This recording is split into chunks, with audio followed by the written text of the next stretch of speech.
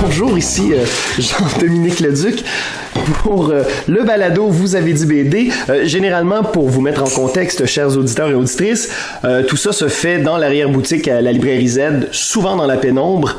Et pour cette journée spéciale du 12 août, j'achète un livre québécois. Ben, on a décidé de faire ça dans la boutique. Et donc, il y a des gens qui sont présents, il y a des livreurs qui vont entrer, de l'inattendu.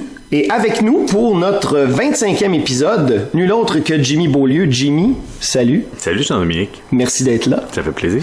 Alors Jimmy, pour Merci la petite... Oui, pour la 3e fois. Oui. Là, évidemment, les auditeurs vont se dire, c'est le 3e balado avec Jimmy, où sont les 2 autres? Ben voilà, c'est ça. On les cherche encore. Ils sont dans le firmament du disque dur de notre ordinateur. Donc là, ce coup-ci, on n'a pas pris de chance, Jimmy. On s'est dit, on va retransmettre en direct sur Facebook. Donc là, on a une assurance de toutes parts. Donc, Jimmy, bon, comment te présenter? Tu es un homme, et là, bon, évidemment, tu es un musicien. Je pense, d'utiliser cette image d'homme orchestre. Alors, tu es évidemment un auteur, un de nos très, très grands auteurs de bande dessinée du 9e art, et c'est moi, Jimmy, qui le dis. Je l'affirme et je l'assume. Tu es également un enseignant, tu as été libraire, tu as été également directeur de collection, éditeur, tu as été un des cofondateurs de Mécanique Générale. Donc, c'est écrit sur ma feuille et je suis assez en accord avec moi-même puisque c'est moi qui l'ai inscrit, un acteur phare de la bande dessinée québécoise contemporaine. Misère. Commence. J'aime beaucoup cette réaction-là. J'entends Charlie Brown, on dirait. Ouais, Good Grief. Ouais. Good Grief, hein? Exactement. Ça, ouais. Alors, Jimmy, cette année, chose assez étonnante, Michel Rabagliati et toi, donc, célébrez votre 20e anniversaire de carrière. On a commencé à peu près en même temps, en 99. Ouais. C'est fou, hein? Quand on dit 20 ans de carrière, là, toi, est-ce que tu en as pris conscience? Quel regard portes-tu sur ces 20 premières années de création? Ben, j'en ai pris conscience quand tu m'as invité à faire une expo ici. Oui. Puis qu'on s'est mis à penser cette petite publication qui s'appelle Dessin libre, où tu parles de mon travail, puis on s'est mis à réfléchir à ça, puis on s'est aperçu que ça faisait 20 ans, donc ça faisait peut-être une justification pour mettre de mes dessins sur des murs. Puis comment... Donc, tu veux que je fasse le bilan de... Ben, écoute, je te lance ça, je sais. En même temps, c'est très large comme question et comme invitation, mais est-ce que, par exemple... C'est le fait de vieillir, hein? On se lève un jour, on a 40 ans, dans notre tête, on se sent comme 17 ans, et on arrive à l'épicerie, à la caisse, et tout à coup, on se fait appeler monsieur. Ouais. Ça va être tout, monsieur? Avez-vous besoin d'un sac, monsieur? Et ça, c'est comme une gifle, hein, parce que tout à coup, on prend la pleine mesure de notre, évidemment, de notre âge, de notre mortalité, de notre humanité. Et en fait, le sens de ma question, Jimmy, c'est 20 ans de carrière sans interruption en bande dessinée au Québec. C'est quand même pas banal. Je l'ai dit d'entrée de jeu, tu as été un des cofondateurs de Mécanique Générale. Tu as également été très, très brièvement des débuts de l'aventure de la pastèque. C'est donc dire que tu es un acteur des premiers moments du renouveau de la bande dessinée québécoise. Parce qu'il faut se rappeler que dans les années 90, suite à la mort du magazine Crow, entre autres choses, il y a eu comme une espèce de moment de flottement et de désenchantement. Et la bande dessinée québécoise, à toute fin pratique, on n'y croyait plus vraiment. Donc, 20 ans plus tard, Jimmy, est-ce que tu t'attendais à avoir parcouru tout ce chemin-là? Est-ce que pour toi, c'est vertigineux de penser au fait que tu as déjà une vingtaine d'années derrière la cravate? Fait que t'es en train de m'appeler monsieur, en fait. Oui. C'est ça qui se passe. Oui, monsieur Beaulieu. Avez-vous besoin d'un deuxième sac, monsieur Beaulieu? Des bruits de la haine avec votre bras.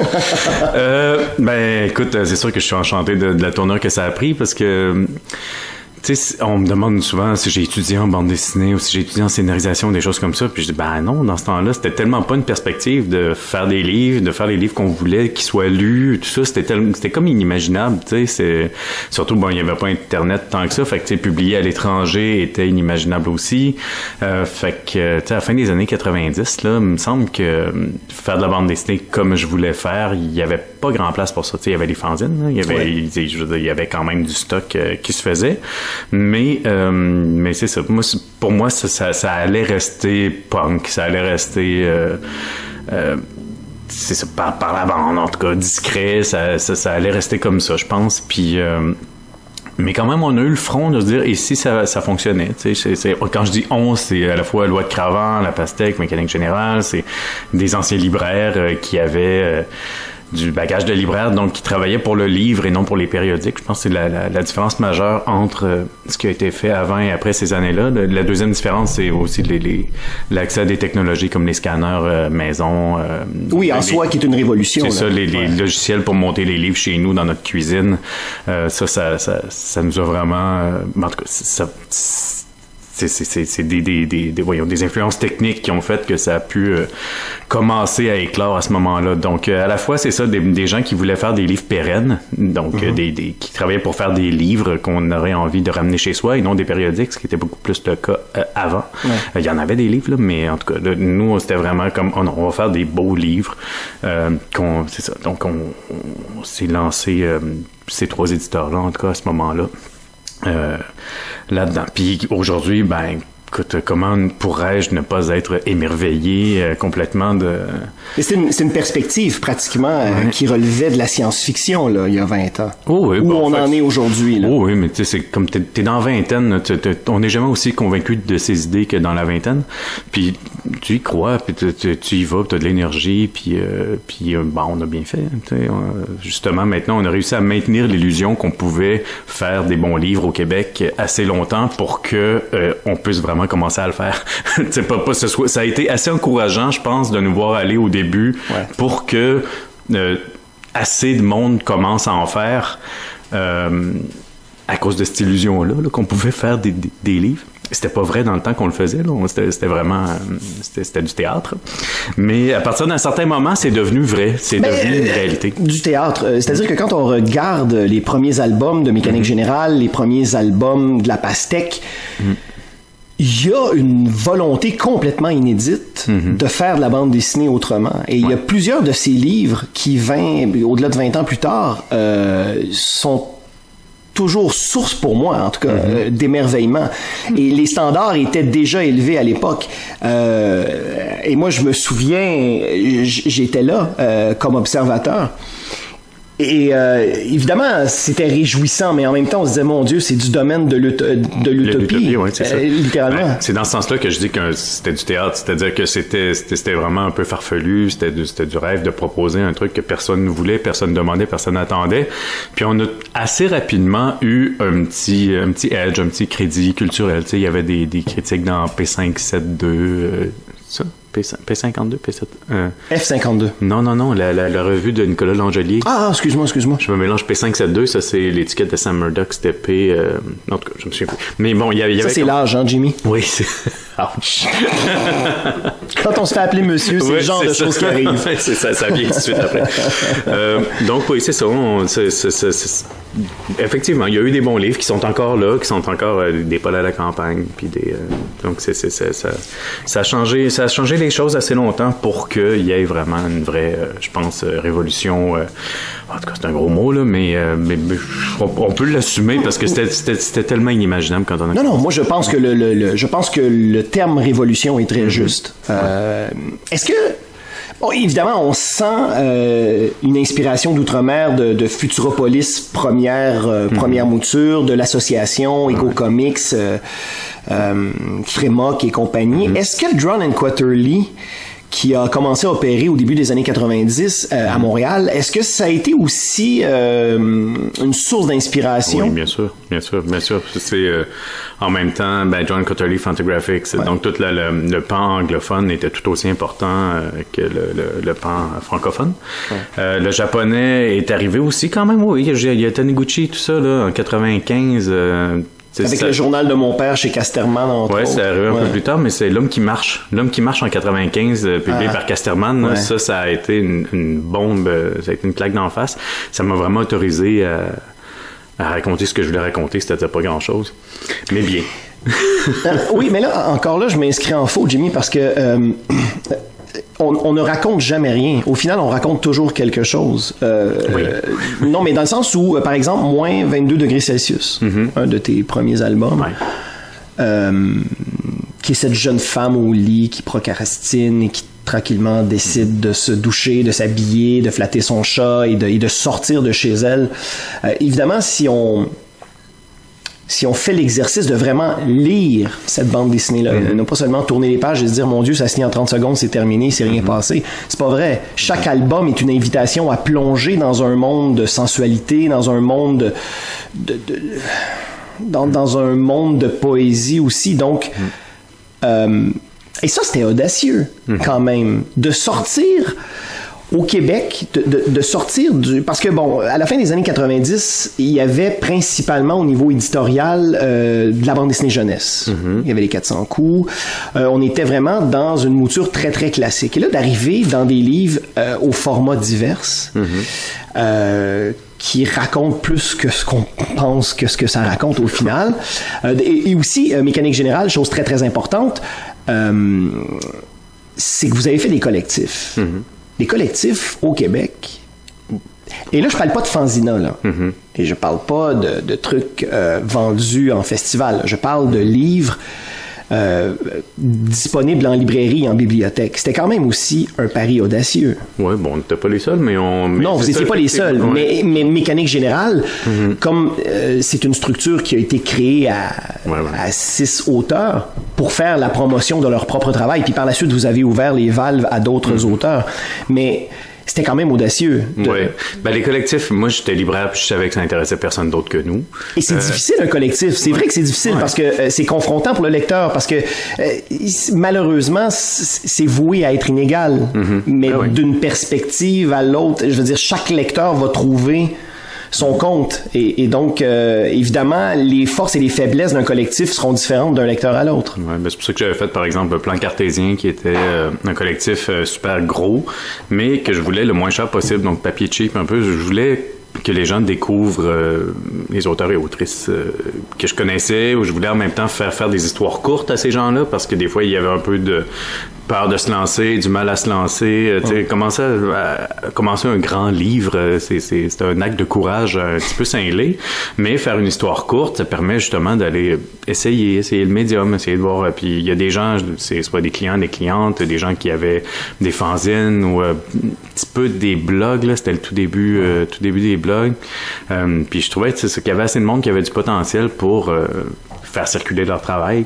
Puis en faisant justement des collectifs comme ça avec un thème, ben, ça leur donnait juste l'intérêt de s'asseoir, une table de dessin, de créer un truc pour eux, puis de dire ben ça va peut-être être publié.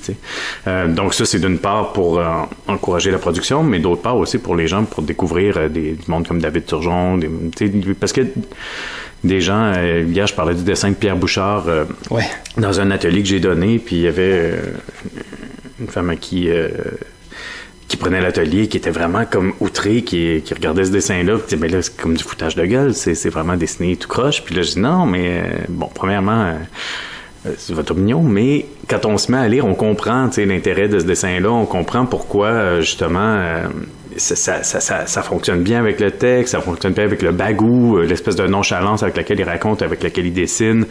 Puis en fait, tu te mets à trouver ça beau, le dessin de Julie Delporte, c'est un autre exemple. Quand tu regardes ça, quand tu viens de l'illustration, puis tu viens de la virtuosité, puis tout ça, tu regardes les premiers Julie Delporte, je pense à Journal, c'est comme, oh boy, c'est naïf, tout ça, mais quand tu te mets à lire, tu comprends non seulement que le dessin, tu l'acceptes, mais après ça, tu l'apprécies, parce qu'il raconte quelque chose avec ses bifures, son liquid paper, ses coups d'exacto, son scotch tape, ça raconte la fragilité qui est là dans le texte aussi. Donc, c'est juste une approche du dessin qui est pas industrielle, qui est une alternative au dessin, au beau dessin. Le beau dessin, le fameux beau dessin. Puis ça, c'est ce qu'on... je pense que c'est ce qu'on a défendu principalement chez Mécanique Générale, que en tout cas, d'avoir des dessins, du dessin qui était, je sais pas, plus spontané, plus direct, mais en tout cas, moi, j'ai un goût pour ça. Mes dessinateurs, dessinatrices préférés, c'est des gens comme Joe Pfeiffer ou Posey Simmons, c'est des gens qui ont des dessins très sensibles, très... Ben, dans l'écurie de Mécanique Générale, il y avait Sébastien Trahan. Oui, il y avait Benoît Joly. Luc Giard. C'est des dessins qui sont construits, certes, mais dont l'approche picturale est peut-être plus confrontante pour un œil non averti. C'est ça, c'est pas du William Vance ou du Bilal. C'est autre chose. On est loin de ça. C'est ça. Donc, proposer ça, effectivement, c'était culotté. Là, maintenant, moi qui ai 45 ans, là, je me dis, oui, quand même, à cet âge-là, on était effronté quand même mais c'est en l'essayant. Puis après ça, les gens qui ont lu Sur un fond bleu de Sébastien Trahan avec un dessin qui était vraiment pas racoleur, disons, ils l'ont apprécié, ils l'ont relu. C'est des livres qu'on relit aussi. C'est des livres qui ont une espèce de mystère, qui ont un charme qui pour moi est toujours intact. Ce qui est très, très particulier, et lorsque je parlais d'homme orchestre, au-delà du fait que tu as d'abord été musicien avant même de te commettre dans un autre médium, celui de la bande dessinée, c'est que rapidement, et ça c'est un fait assez unique à mon humble avis, dans le milieu éditorial ici au Québec, c'est que généralement, les artistes travaillent dans la collégialité, certes, mais travaillent chacun de leur côté à leur propre corpus. Et là, il y a Jimmy Beaulieu, qui, très rapidement, dans son travail, tout le pan éducationnel va prendre beaucoup de place. Et malgré le fait que tu produis toi-même du matériel, tu t'intéresses à ce que les autres font, et non seulement tu t'intéresses à ce que les autres font, mais tu sers d'entremetteur. Et donc, lorsque Mécanique Générale décide d'ouvrir ses portes à d'autres auteurs, on découvre Pascal Gérard, on découvre Iris, on découvre Zvian. Zvian avait quand même publié un truc chez Monet. Ouais.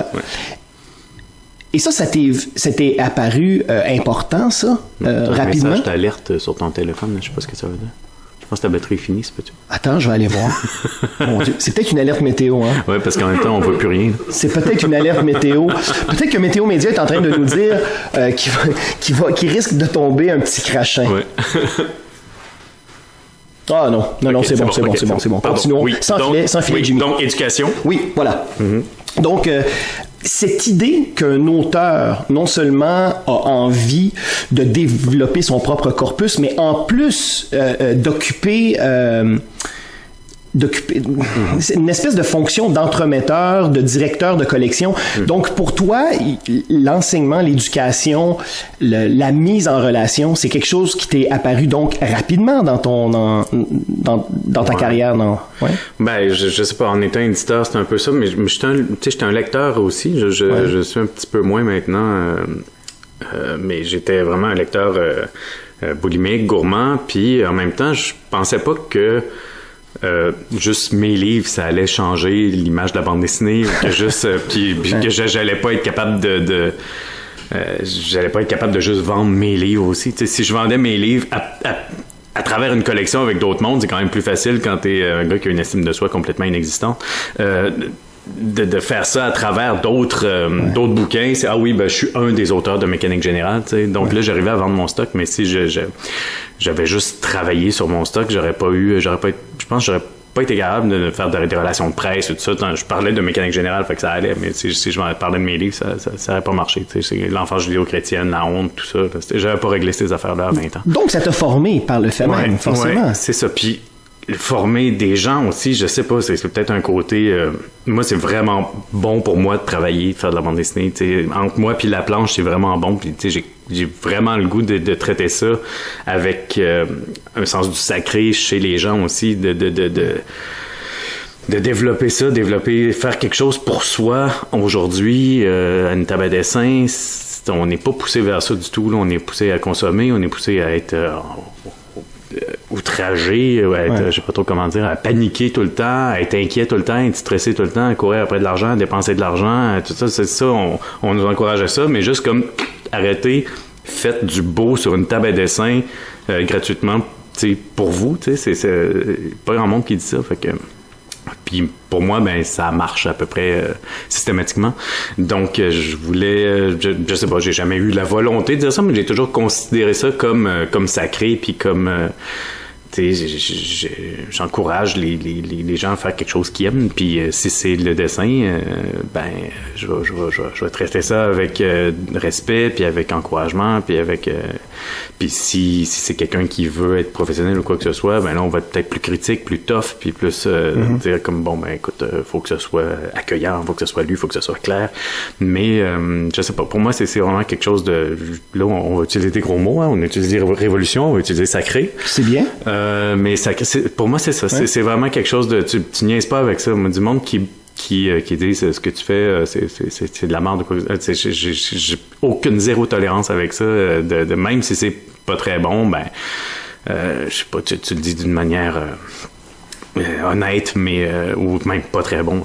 Par rapport à quoi, tu sais, c'est comme bon, ben ok, fais-le privé, fais-le pour toi, fais-le pour ta famille, fais-le pour ta blonde, pour juste même Seth, quand on pense Seth, je sais pas, le documentaire là, il y a 50 bouquins de bande dessinée privées qui sont pas du tout destinés à être montrés.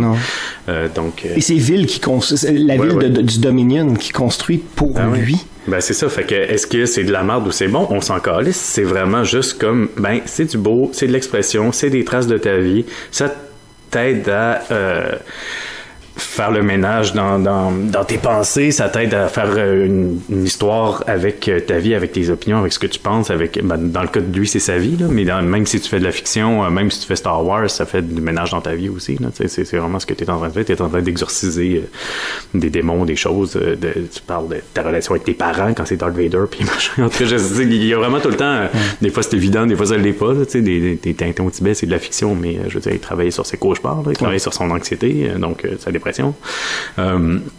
Donc c'est ça, c'est quand même, puis en plus ça fait du beau, puis ça fait une manière de traiter ça abstraite qui échappe un peu à la psychologie, à tout ça. C'est tu sais, quand t'es en thérapie, ben tu fais de la psychologie pour vraiment traiter le truc, tu prends peut-être des médicaments, mais ça prend quelque chose pour traiter l'émotionnel, ça prend de la danse ou du dessin ou quelque chose de fucked up, de pas comprenable, tu sais, qui travaille cette partie-là qu'il faut qu'il guérisse aussi. Puis qui passe nécessairement par le corps aussi, le dessin, la danse, la musique, c'est quelque chose qui s'inscrit dans le corps. C'est la prise de contact avec le réel. Ben oui, c'est ça. Fait que je suis Dr Beaulieu aujourd'hui. Mon Dieu. Vous êtes Monsieur Dr Beaulieu. Ça, c'est un T-shirt. Ça, oui, Monsieur Dr Beaulieu. Je pense même qu'on a un hashtag, là. Ouais. Mais, donc, cette mise en relation-là avec les auteurs, au-delà de cette idée d'ouvrir les valves et de mettre en relation des auteurs avec des lecteurs potentiels, et c'est ce que tu fais depuis des années comme formateur, notamment dans un premier temps au Cégep du Vieux-Montréal et à Maisonneuve, Rosemont, excuse-moi, aussi.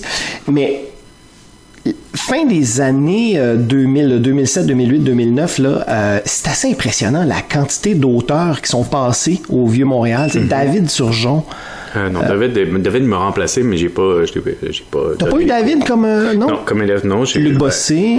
J'ai eu Luc Bossé, Vincent Giard, j'ai eu Caton, Sophie Bédard, j'ai eu Boom, Cab, j'ai eu Julie Delporte, j'ai eu Sviane, j'ai j'arrive au bout déjà des premiers qui sont sur le disque dur, mais j'en ai un méchant paquet. Mélodie Vachon-Boucher, j'ai eu... Alors c'est fou parce que tous ces gens dont tu viens de nommer, c'est comme si tu avais en accéléré nommé les catalogues de Pau, de Front Froid, de La Mauvaise Tête qui vient tout juste malheureusement de ses activités éditoriales, et ça on peut vraiment s'en attrister. Xavier Cadieux, ouais. François Dunlop. Non mais tu vois, donc il y a, même si toi tu t'es retiré à un moment donné de tes activités éditoriales, et on va y revenir, t'as quand même contribué dans les coulisses à aider des structures éditoriales à émerger de façon indirecte. Façon indirecte, forcément, parce que t'as été un guide, un accompagnateur, t'as été un entremetteur aussi, dans une certaine mesure.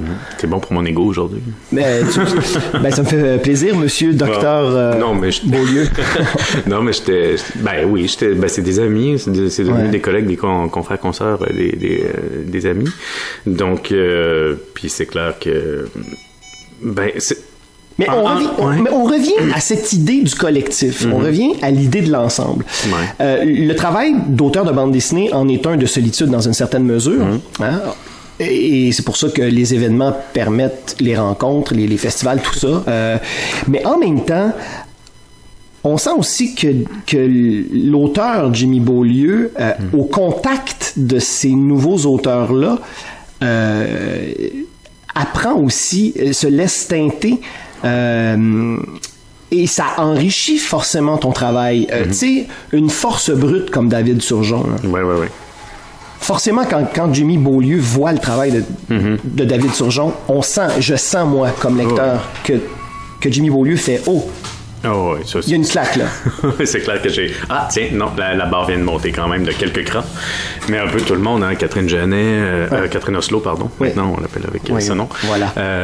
Carton, Sophie Bédard, c'est Sviane. Tu sais, à chaque fois que je lis des livres de gens inspirants, Mélodie, tout ça, c'est fait que, faut remonter d'une coche. Puis je trouve que ça, c'est vraiment intéressant de voir les choses en gang, un peu comme ça, parce que... Mais en tout cas, moi, j'ai toujours vu... Tu sais, je suis fils unique, mais en même temps, j'habitais... Il y avait mes cousins et mes cousines qui habitaient dans les maisons autour, tu sais. Fait qu'on était tout le temps comme en gang, mais en même temps, j'étais fils unique chez nous le soir, tu sais. Donc, puis je lisais mes livres, je faisais mes dessins, je faisais mes petites affaires, mes petits projets. Sauf que j'avais juste à faire 3 pas, puis j'étais entouré d'une gang. Puis c'est vraiment ça que j'ai reproduit avec le petit monde de la bande dessinée, tu sais, comme dynamique. Puis, tu sais, dans les cours, je me suis aperçu assez rapidement, parce que tu parlais des éditeurs, tu sais, des Luc Bossé, puis même ceux qui font leur fanzine, tu sais, tous ceux qui tiennent leur table de fanzine, ben, je me suis aperçu assez rapidement qu'ils font pas du tout ce que je dis, ils font ce que je fais. Est-ce que c'est une bonne chose, ça, Jimmy? C'est vraiment une mauvaise chose économiquement pour eux. Mais esthétiquement, je pense que c'est correct. Je pense qu'ils continuent, tu sais. Je pense que s'ils continuent, ça doit pas être si pire. Mais c'est sûr qu'économiquement, c'est pas... tu sais, il va y avoir beaucoup d'ulcères d'ici quelques années dans le milieu de la bande dessinée québécoise. C'est ça, à moins qu'il y ait... Mais il y en a déjà, Jimmy, des ulcères quand même depuis. Ah, sûrement, oui. Ouais. J'en ai pas, là, mais... Toi, non, mais heureusement, d'ailleurs, t'en as plus. Mais d'ailleurs, parlons-en d'ulcères. Parlons d'ulcères avec docteur Monsieur Beaulieu. Parce que je crois que ton travail de directeur de collection d'éditeur t'en a peut-être procuré quelques-uns des ulcères? Oui. Non, ça a pas bien été pendant un bout, là. Ça a été... je sais pas, je prends ça très à cœur. Je suis du côté des auteurs, fermement, je suis du côté auteur-autrice, là, des gens qui créent. Pour moi, c'est vraiment la prunelle de leurs yeux qui m'était confiée quand j'étais directeur de collection ou éditeur, quoi que ce soit. Puis j'accordais une valeur complètement démesurée à ça, puis j'avais un respect complètement démesuré pour ça. Sauf que, après ça, il fallait crisser ça dans l'arène, pardon pour le crisser, mais c'est vraiment ça. Fallait crisser ça dans l'arène sanguinaire du commerce et du monde du livre et des critiques de Fabien Deglise et de... Ah oui, hein, tu vas là? Tu l'aimes, Jimmy? Pardon, là, mais... Non, il n'y a pas de souci. Hein. C'est un micro libre ici, Jimmy. C'est ça, dans le truc impitoyable un peu de dog eat dog, là, tu sais. Fait qu'il fallait... Puis des ventes assez faibles. En tout cas, moi, quand j'étais là, les ventes étaient assez faibles. Quand je suis parti, ça s'est amélioré. Mais quand j'étais là, les ventes étaient pas terribles. On donnait quand même des avances aux auteurs-autrices. Puis après ça, ben, les ventes, c'était vraiment dur parce qu'on n'avait pas non plus les moyens de créer du succès. Puis en tout cas, il y avait plusieurs obstacles, tout ça. Mais c'est ça. Donc, tu voyais les chiffres de vente, puis tu voyais les projets, à quel point ils étaient beaux, ils étaient précieux.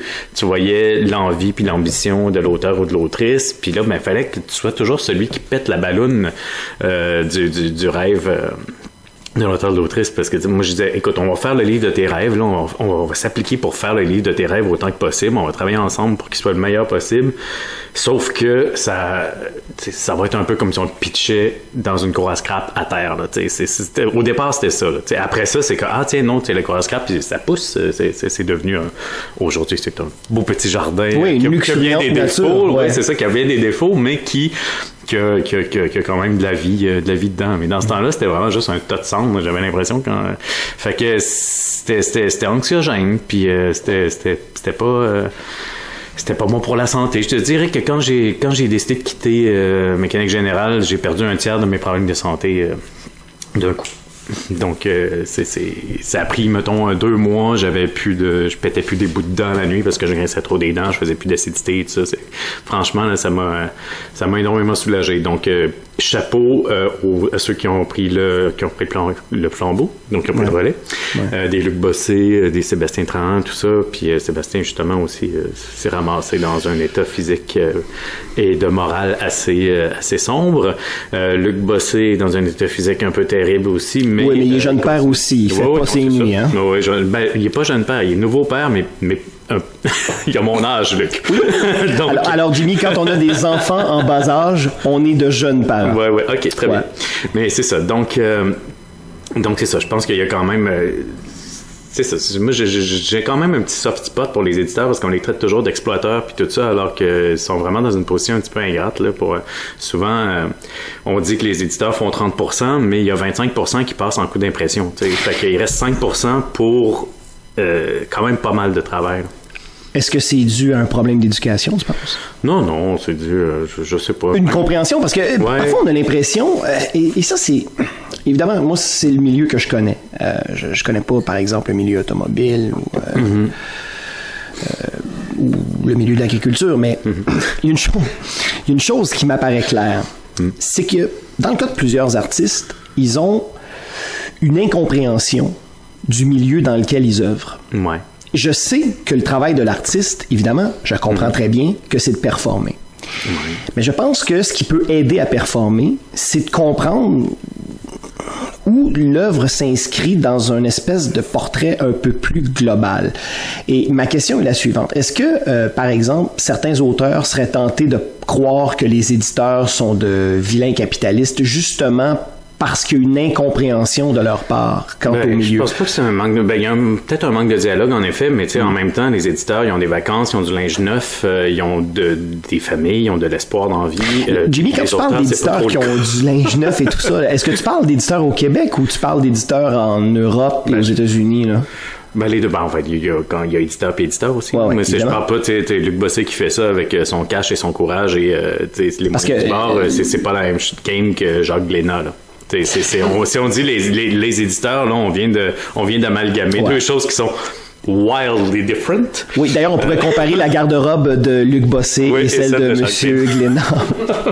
Donc, tu sais, il faudrait quand même déjà être vigilant avec ce genre d'amalgame-là. Non, évidemment. Puis même les auteurs, les autrices, tout ça, mais quand même, il y a peut-être un manque de dialogue, ça c'est sûr, ou un manque d'écoute, ça c'est sûr, parce que c'est ça quand tu fais pas d'argent en tant qu'auteur-autrice, puis tu fais vraiment quelque chose d'extraordinaire, puis des fois tu sens, parce que des éditeurs, des éditrices qui vont pas nécessairement voir l'extraordinaire là-dedans, puis eux autres sont quand même salariés, alors que l'auteur-l'autrice, souvent tu travailles 2 ans sur ton projet, puis tu fais un chèque de 500$. Fait que déjà là, tu pars avec une gifle d'en face. Puis l'éditeur, faudrait comme qu'il pédale pour rattraper cette gifle-là avec beaucoup de respect et d'estime. C'est pas toujours fait. Donc, c'est ça. C'est quand même des bouquins qui sont faits dans des conditions économiques farfelues.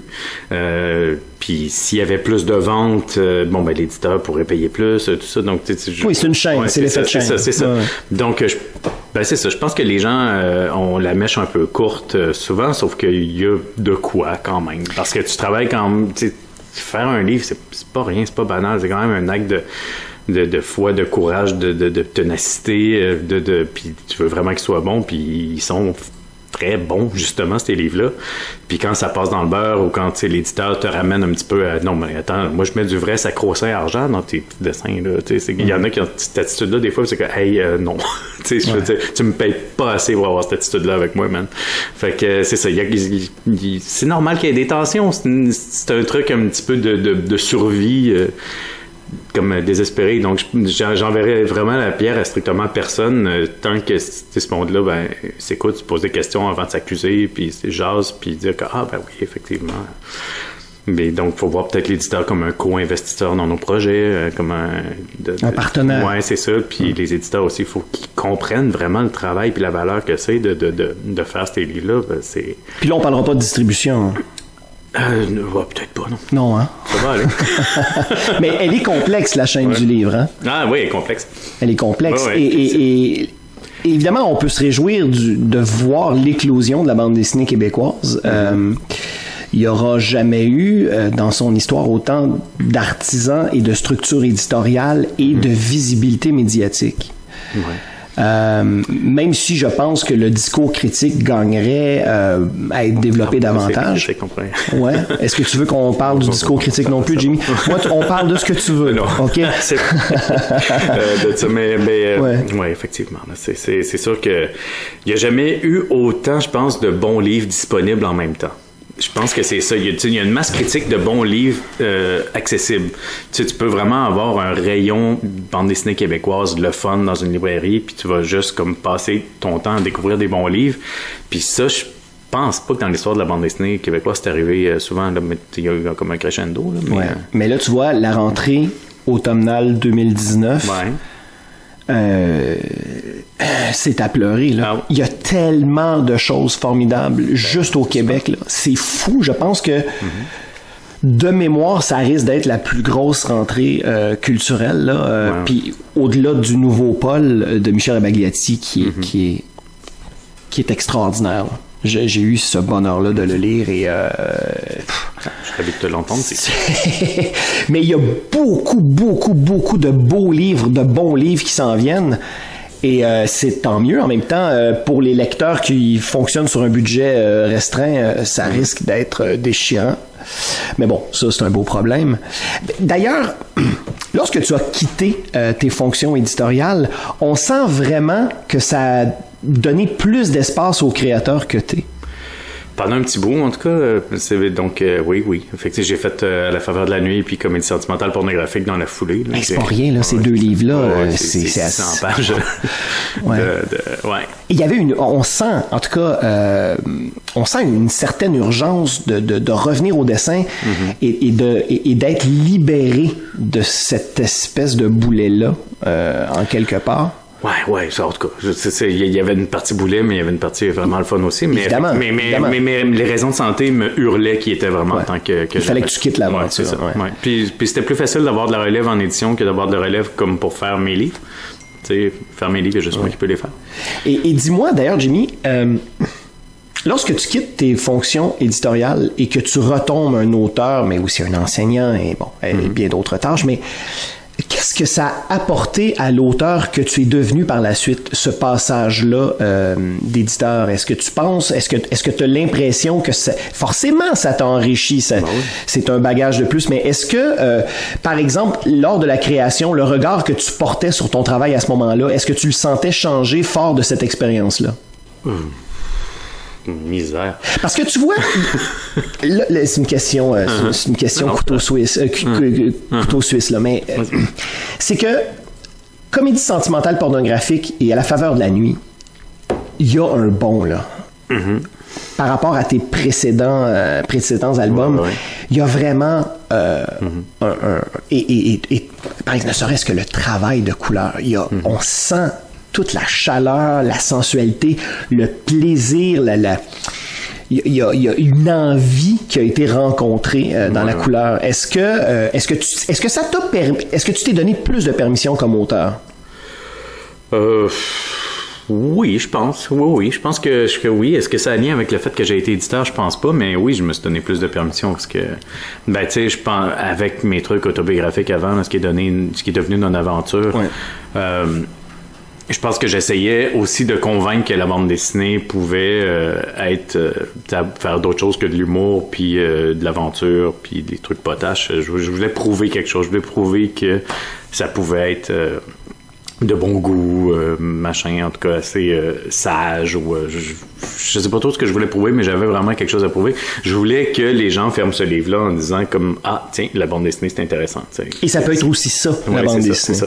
Ouais. Non mais pas la bande dessinée, c'est super prétentieux, mais effectivement ça peut être aussi ça, c'est mieux dit. Puis j'avais quelque chose à prouver, tandis que dans Comédie puis À la faveur de la nuit, ben là j'ai ouvert la porte au mauvais goût, j'ai ouvert la porte au volte-face esthétique, à l'aventure, à l'improvisation,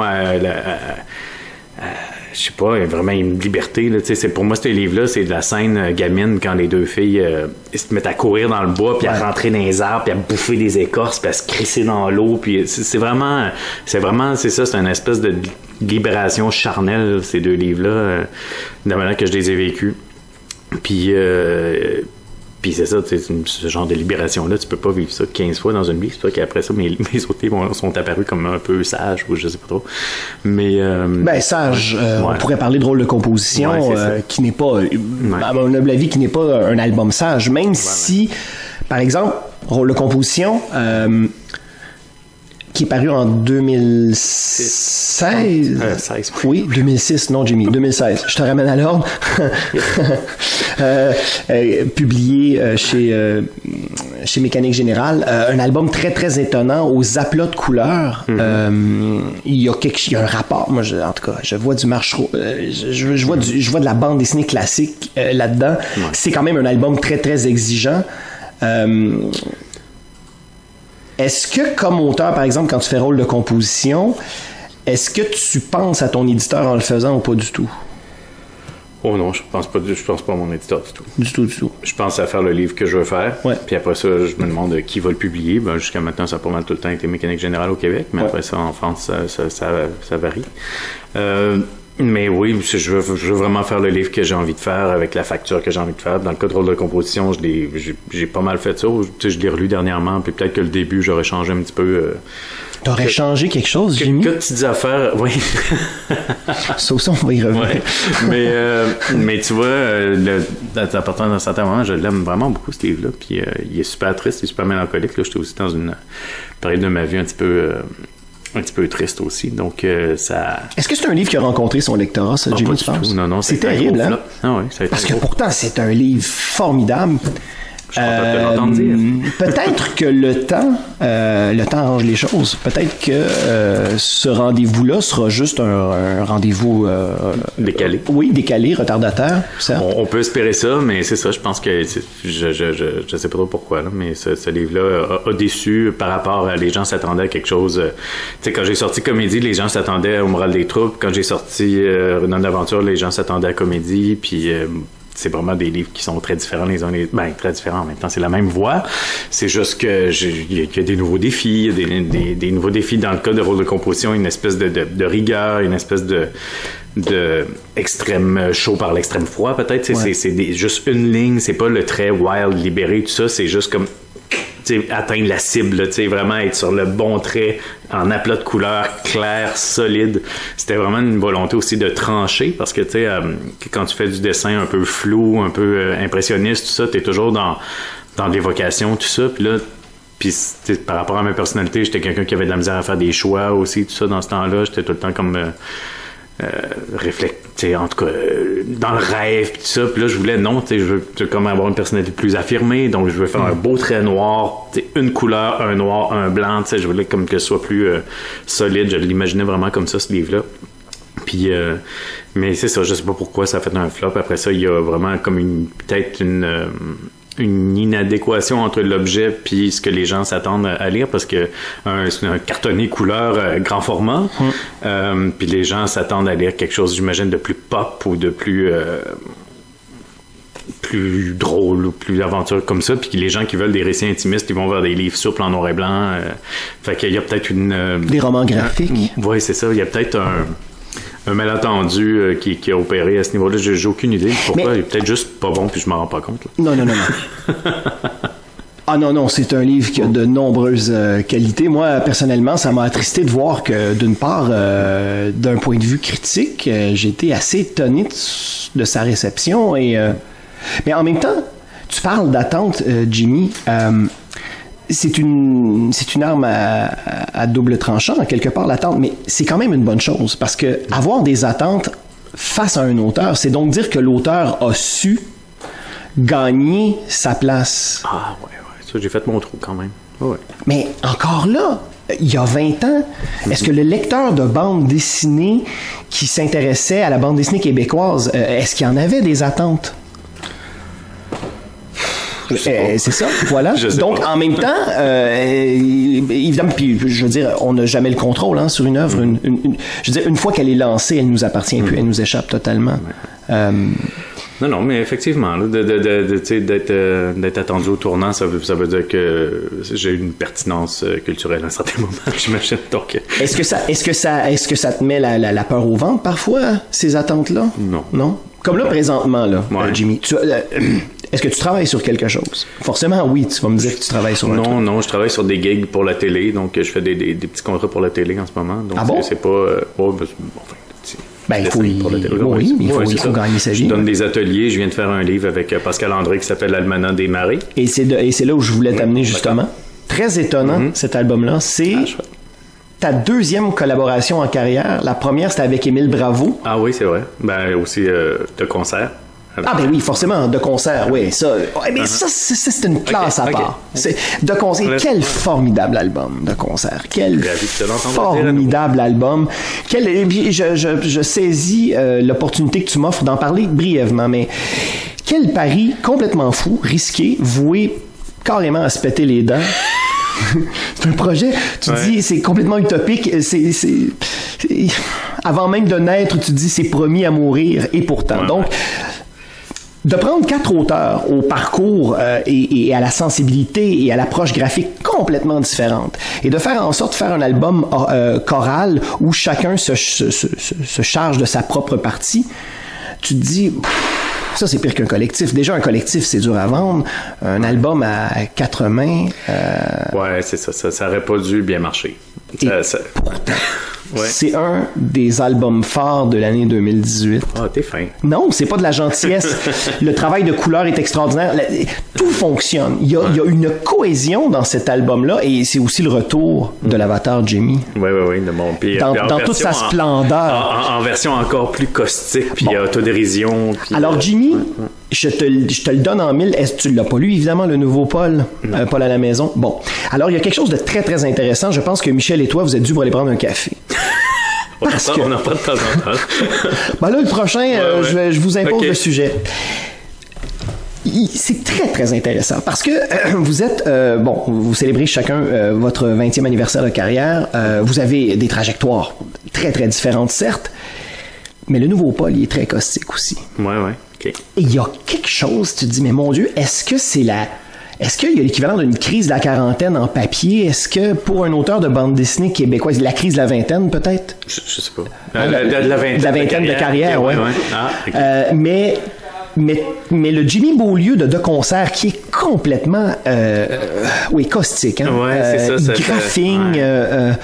C'est un personnage beaucoup quand même. Là. C'est un choix de le présenter comme ça. Oui, mais ça part quand même. Ça part d'une vérité. Oui, ça part de quelque chose sur lequel j'ai travaillé depuis. Ouais. Je suis beaucoup moins dans l'autodérision. C'est très, très bon pour ma santé. Ouais. On parle de le docteur qui revient. Oui. Docteur Monsieur Beaulieu. Ouais. Mais effectivement, c'était un peu le sommet de mon autodérision, de ma haine de moi.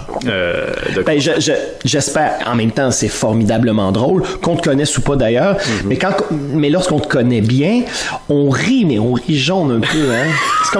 C'est comme caler un verre de vinaigre. Il y a quelque chose de. Oh! Ouais, c'est pas loin de ce que Pascal Girard fait aussi. Hein, oui, en fait, cette espèce de zone inconfortable. Ouais, voilà. Pascal Girard.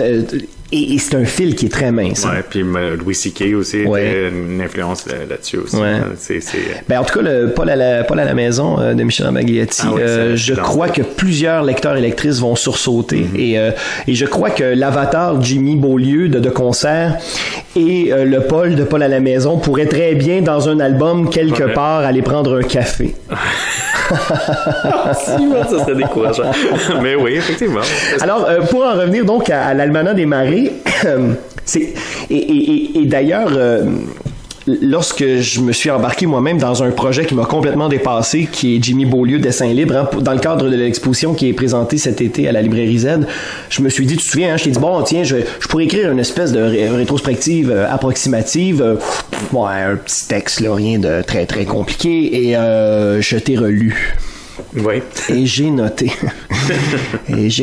Un calepin au complet. Puis je me suis dit, misère, je viens de l'échapper. J'étais moi-même dans un récit de Jimmy Beaulieu, dans la création de ça. Et Et bon, évidemment, en repassant à travers tout ton corpus, je me suis dit, tiens, c'est drôle ça, la collaboration avec Émile Bravo, qui est quand même pas un auteur, qui est pas un petit jeune, là. Émile Bravo, c'est un auteur avec une grande stature. Ce qu'il fait avec Spirou, c'est extraordinaire. Ce qu'il avait fait avec Alexis Strogonoff, c'était formidable aussi. Les Jules aussi. Et les Jules. Ben ouais. Oui, les Jules, ça, ouais, ils sont très bons, les Jules. Et donc, 10 ans, peut-être plus tard, 11 ans plus tard, collaboration avec Pascal André, oui.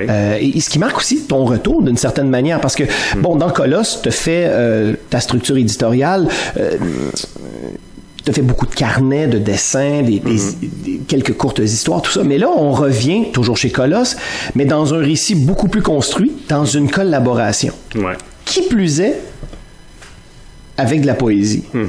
Comment s'est articulé ce projet-là? Comment t'en es arrivé à collaborer avec Pascal? Et comment ça s'est passé, justement? Pascal habite pas très loin de chez moi, puis on a commencé à jaser, puis à correspondre, puis elle écrit de la poésie, c'est une ancienne libraire, tout ça, donc on a pas mal d'atomes crochus. Puis on s'est mis comme à se raconter nos rêves, puis à un moment donné, j'ai dit, hey, tiens, si on connecte un rêve que tu as fait puis un des miens, ça peut être ça. En tout cas, on rêvait d'une collaboration quelconque. Là. On savait pas encore quel visage ça aurait. Puis là, donc j'ai dit, hey, il me semble, le rêve que je t'ai raconté l'autre fois, c'est lui que tu viens de me raconter. Il y a comme un rapport avec l'eau, avec il y a une couple d'affaires intéressantes, tu sais. Une couple d'affaires intéressantes. Donc, on les connectait ensemble, puis là, j'ai dit, ben là, ton apport, ça pourrait être un texte, je sais pas, en tout cas, donc on a dialogué sur qu'est-ce qu'elle pourrait faire. Donc, moi, j'ai raconté ces rêves-là, puis on a entrecoupé ça d'un texte qui aborde ces thèmes-là aussi. Donc, ça a fait un bouquin que je trouve franchement assez cohérent pour être parti de sources aussi évanescentes et oniriques. Ça donnait un petit livre assez solide. Et au dessin, Jimmy, t'es dans une forme splendide. Hein? Les dernières cases de l'Almanach des marées, c'est magnifique. Et lorsqu'on termine cet album-là, Jimmy, comme lecteur, on se dit, OK, next. Après. Ouais, ben c'est ça. Ouais, je suis rendu là, j'imagine. Alors, moi, avec mes attentes de lecteur, Jimmy, là... J'appuie sur le point de pression, mais j'aurais envie de te poser la question là où tu en es présentement dans la création, dans ta vie d'homme, dans ta vie d'auteur aussi, quelles sont tes envies? J'aimerais ça faire un livre autobiographique, étrangement. Là, j'aimerais ça faire... Alors donc un retour à l'autobiographie. Ouais, c'est ça. J'en ai un qui me pend au bout du nez, là, puis j'ai comme, tu sais, juste quelques scènes vraiment le fun. J'ai eu une vie personnelle assez rocambolesque dans les 2 dernières années. Puis je voudrais faire un livre sur ce qui s'est passé, mettons, de décembre dernier jusqu'à peu près maintenant. C'est ça. C'est assez coloré. Il y a des belles scènes assez émouvantes, drôles. Il y a énormément de crevaisons et de pneus qui lâchent sur mon char. Et ça, vraiment... Un bon running gag. Ouais. Et d'ailleurs, j'en reviens à premier collectif de mécanique générale. Hein? Avons-nous les bons pneus? À ciboire. Ouais. Je fais un lien, là. non, c'est ça. Ouais, c'est Pierre Bouchard l'a fait sur Facebook aussi, ce lien-là. D'accord, j'avais pas vu. J'avais pas pensé, mais il y a quelque chose, là. On essaye de me dire quelque chose. La vie t'envoie un signal. Ouais, c'est ça. C'est comme les inondations. À un certain moment, j'avais des inondations tout le temps, des dégâts d'eau tout le temps. Là. J'en ai eu comme 5 à 8. Ça dépend lesquels je compte. Là. Mais puis quand j'ai fait un grand changement dans ma vie, après ça, j'ai arrêté d'en avoir. Donc, qu'est-ce qu'on essaie de me dire avec les crises de pneus? Je ne sais pas, mais je vais le découvrir. Peut-être qu'il y a un nouveau chemin qui t'attend.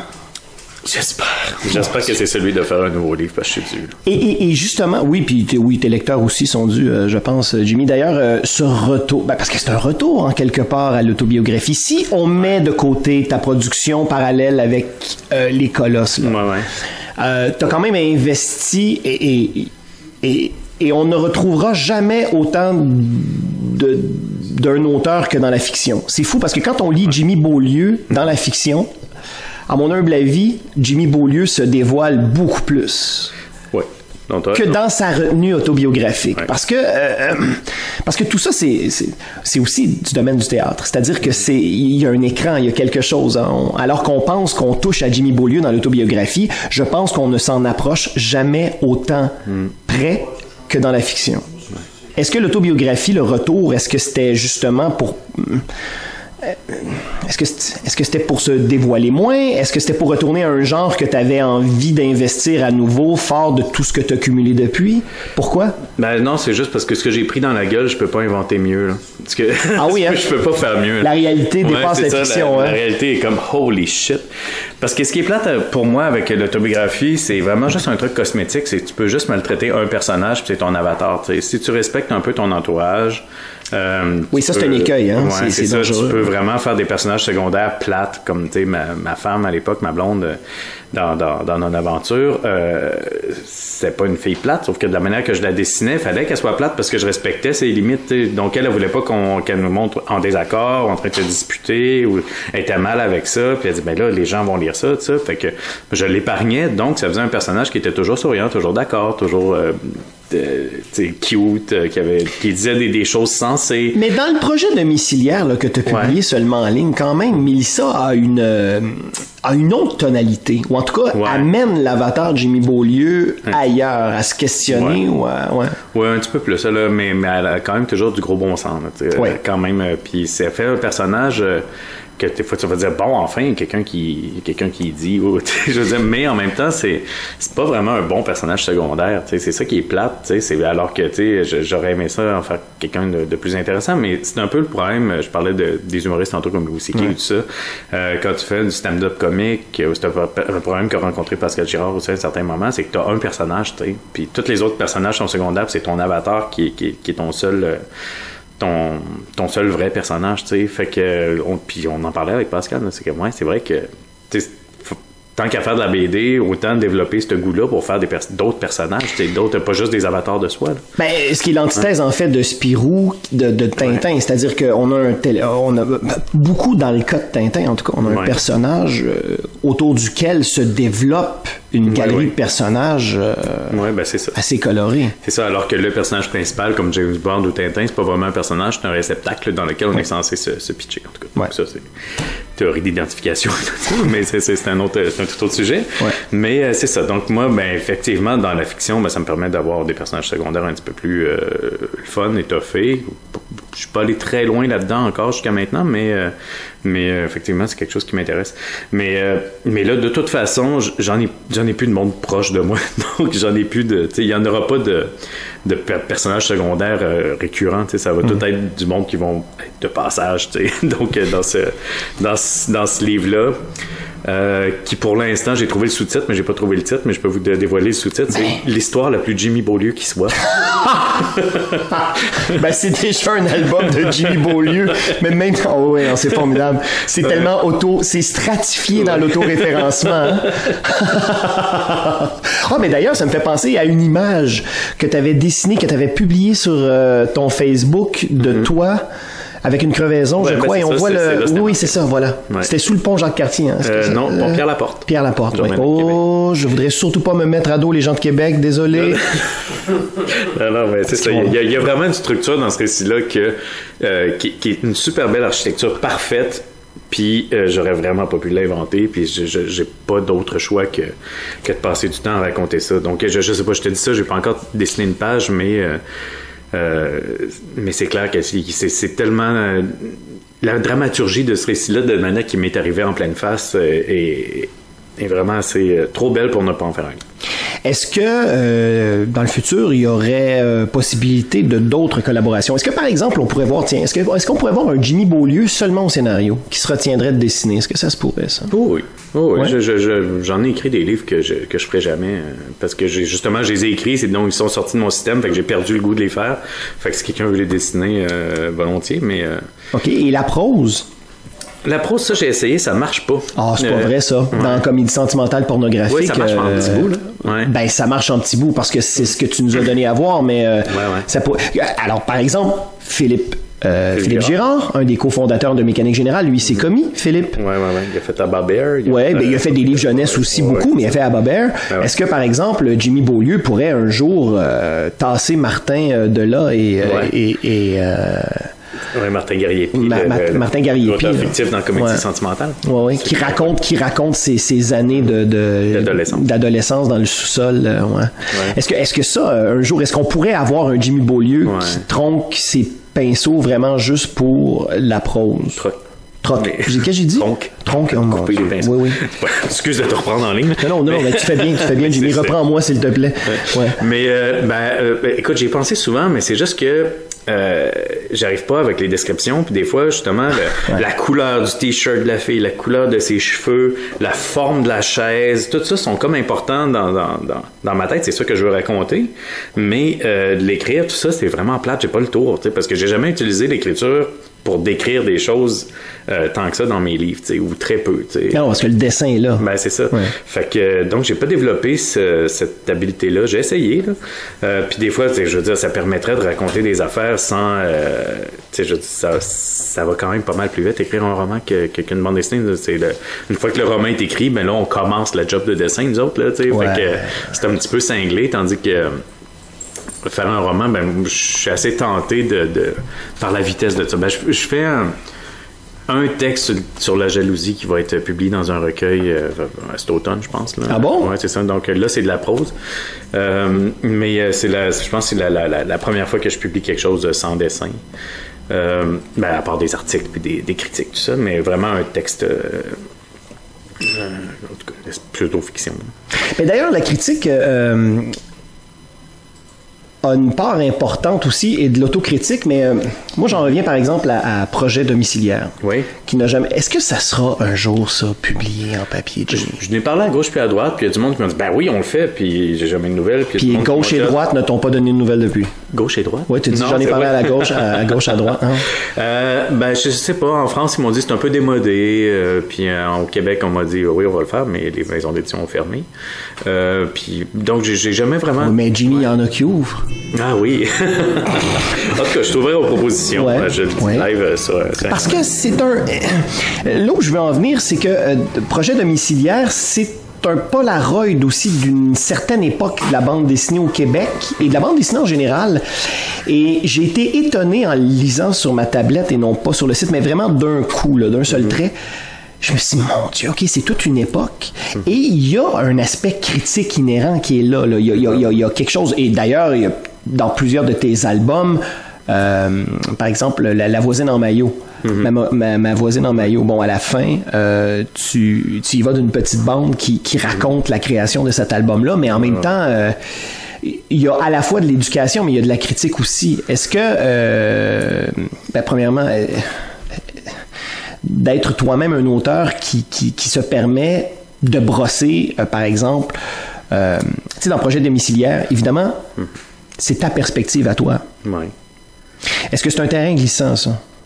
Ben oui, c'est ça. Moi, j'ai appris à voir ça un peu comme un tic, mais je suis pas capable de m'en passer. Tu sais, à chaque fois, quand Comédie puis À la faveur sont sortis, on a sorti avec David Turgeon, L'œil amoureux.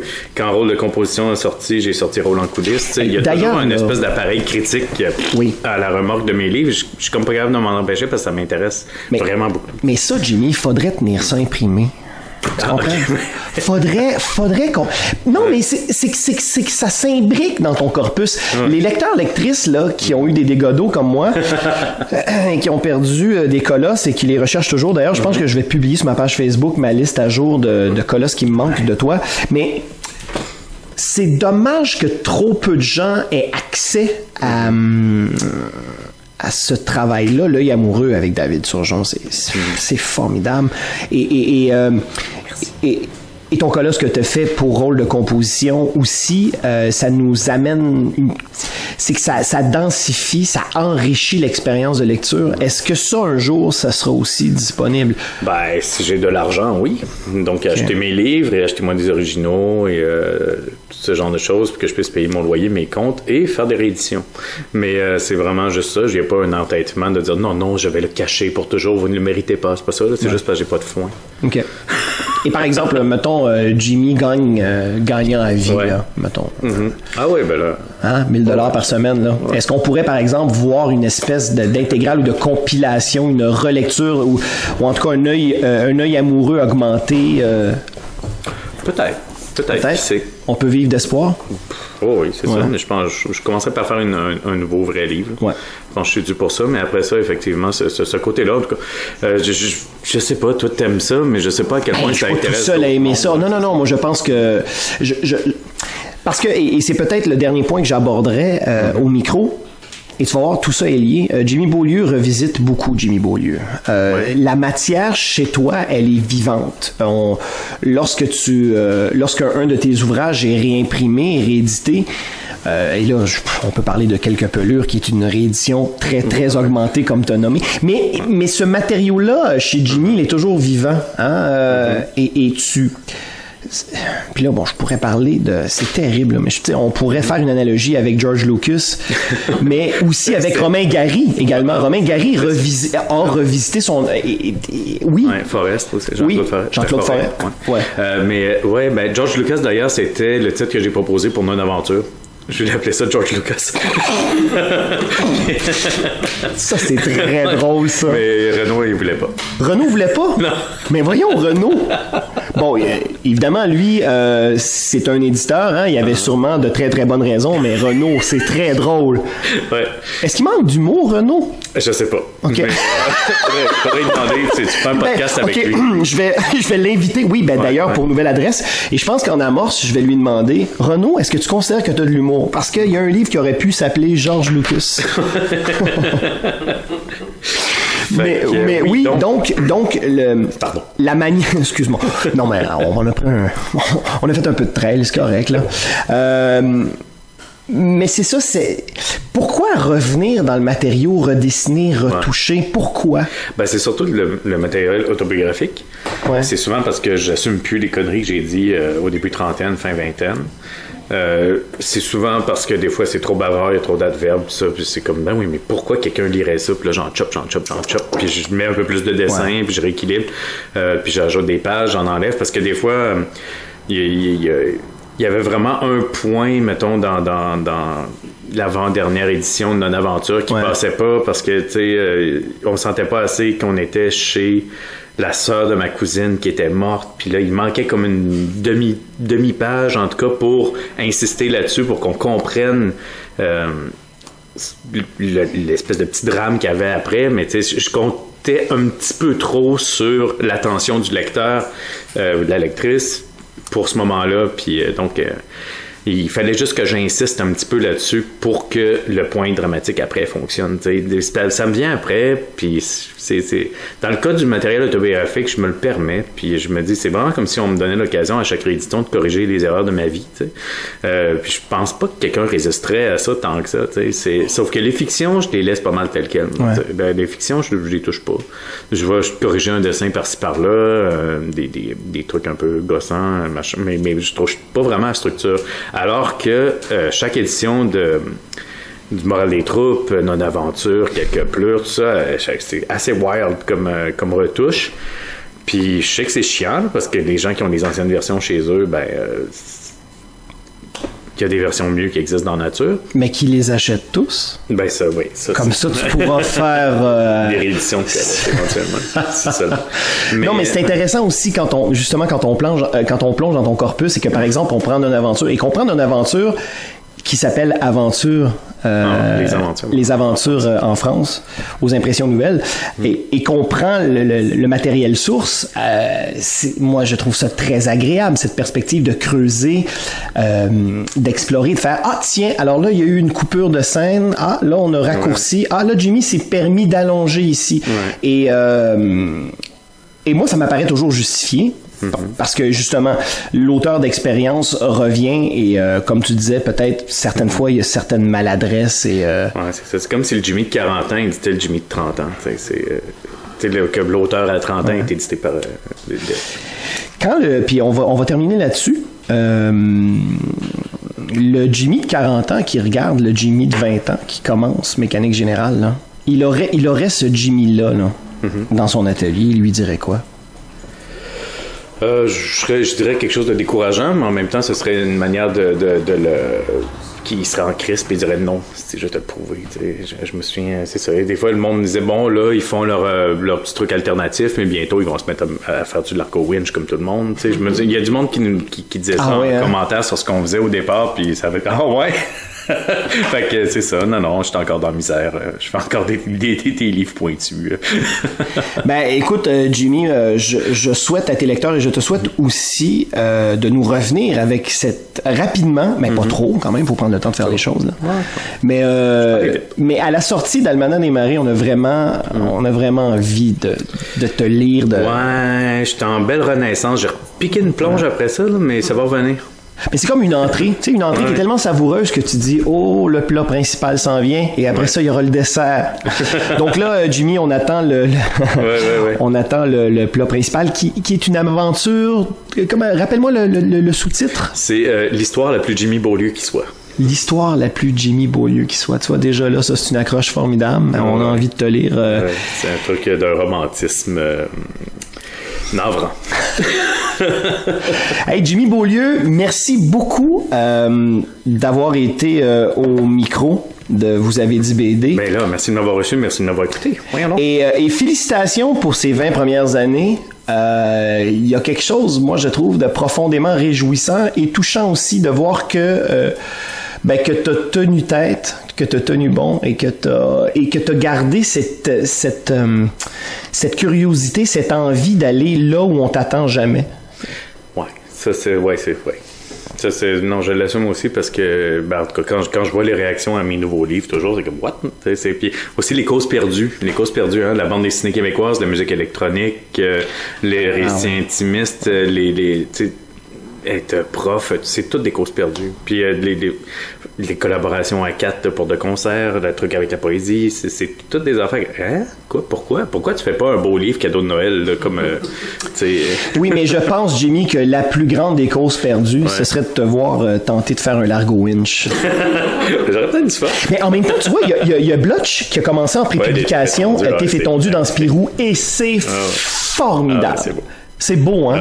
C'est les couleurs d'Isabelle Merlet, tellement belle. C'est beau, hein? Peut-être pas un largo winch. Tu sais quoi? Peut-être que je vais te laisser là-dessus. Je n'ai jamais lu.